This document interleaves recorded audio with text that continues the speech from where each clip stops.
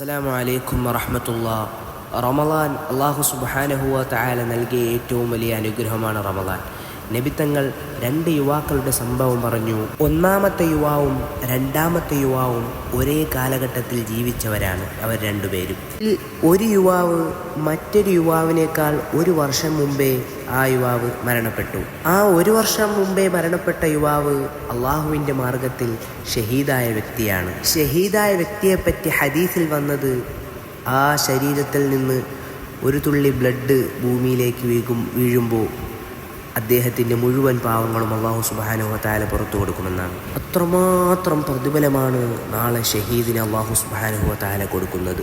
എന്നാൽ ഷഹീദായി മരിച്ച ആ വ്യക്തിയേക്കാൾ ഒരു വർഷം കൂടുതൽ മറ്റേ യുവാവ് ജീവിച്ചു.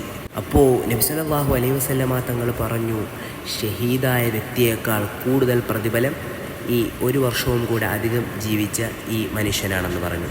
അപ്പോൾ സ്വഹാബാക്കൾ കാരണം ചോദിച്ചു, എന്താണ് നബി എങ്ങനെയെന്ന് ചോദിച്ചപ്പോൾ നബി സല്ലല്ലാഹു അലൈഹി വസല്ലമ തങ്ങൾ പറഞ്ഞു, ആ യുവാവിന് ഒരു വർഷത്തെ റമളാനും കൂടി അധികം കിട്ടി, അതുകൊണ്ടാണെന്ന് പറഞ്ഞു.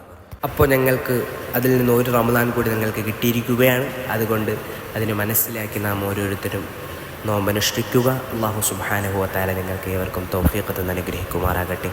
ആമീൻ യാ റബ്ബൽ ആലമീൻ.